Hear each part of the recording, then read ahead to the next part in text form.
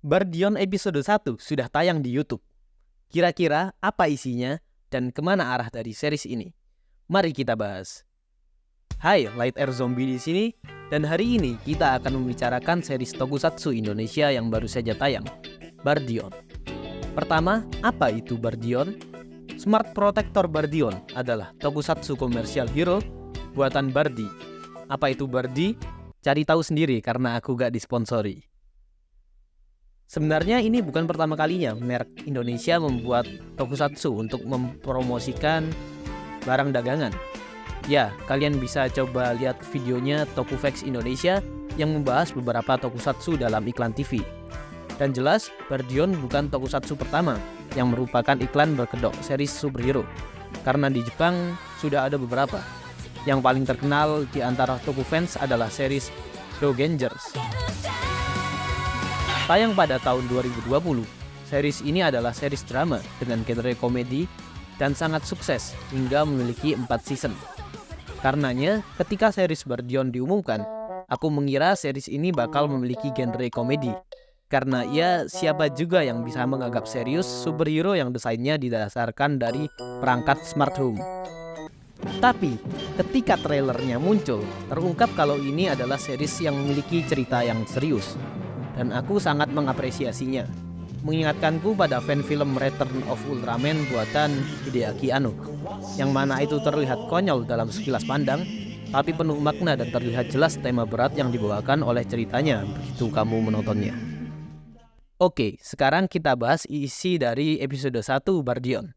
Diharapkan kalian sudah menontonnya karena video ini pastinya akan mengandung banyak spoiler. Di prolog, kita diberikan adegan yang banyak orang tidak mengira bakal muncul di series tokusatsu Indonesia. Scene yang bisa dibilang cukup sadis. Kejadian yang mengakibatkan tokoh utama kita tidak mau bertarung lagi sebagai Bardion. Karena merasa kejadian yang menimpa rekannya adalah kesalahan yang diperbuat olehnya.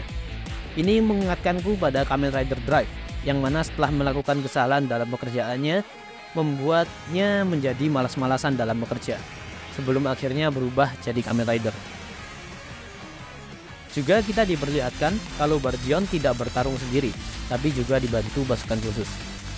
Di episode ini kita diperkenalkan dengan tokoh-tokoh penting, seperti Bara, tokoh utama yang ramah terhadap anak di panti asuhan, kemungkinan besar karena Kirina, cewek yang mati di awal kalau kalian lupa.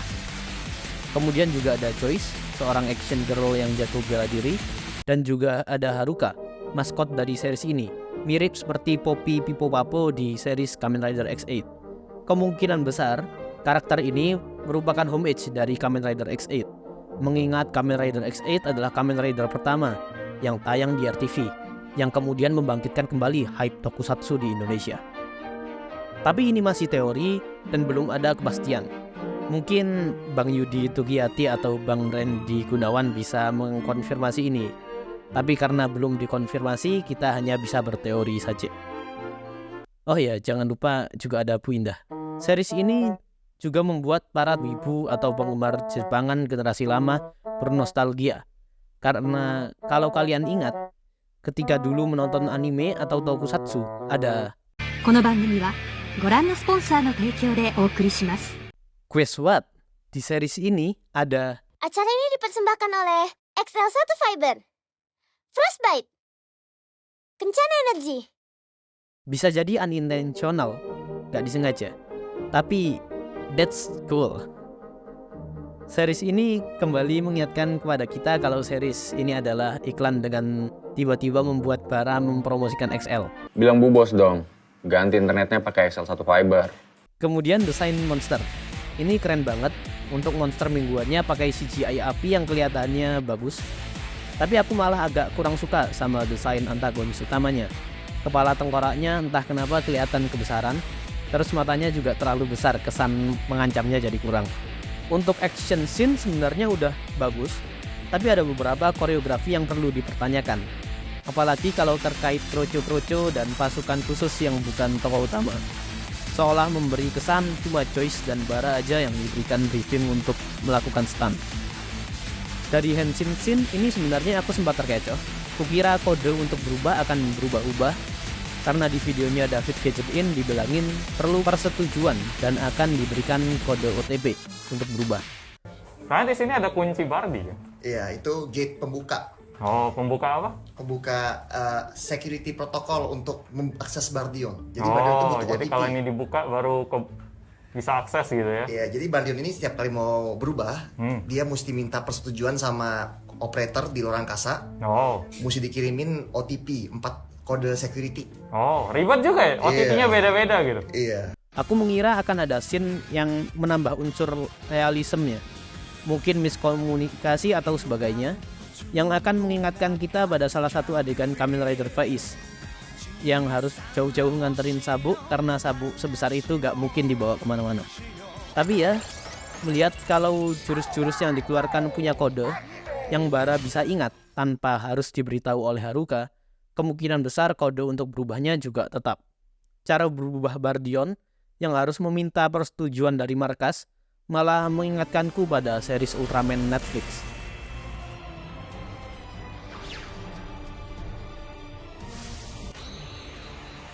Kemudian yang kupermasalahkan adalah dialognya yang tidak terdengar jelas.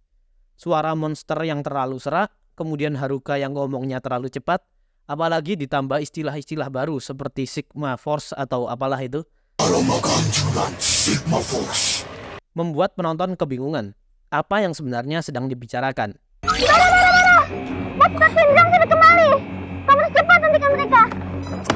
Ya, saranku adalah mungkin bisa diberikan subtitle agar orang-orang bisa menonton dengan lebih nyaman. Dan lagu tema yang dibawakan bukan lagu-lagu yang memiliki vibes lagu Jepang. Lagu yang dibawakan malah terdengar seperti lagu-lagu barat, mengingatkan kita pada Power Rangers. Lagunya sendiri memiliki judul Bardion Always in Control.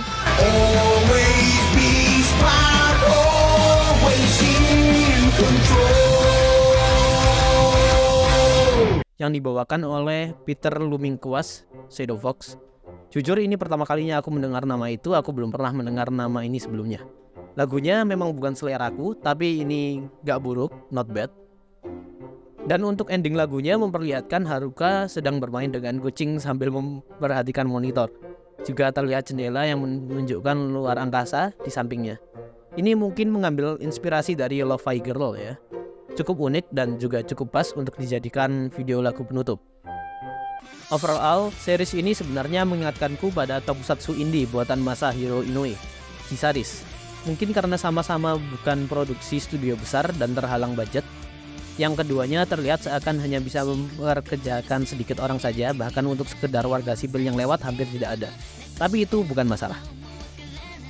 Sekarang saatnya mengucapkan apa yang jadi harapan untuk series ini ke depannya.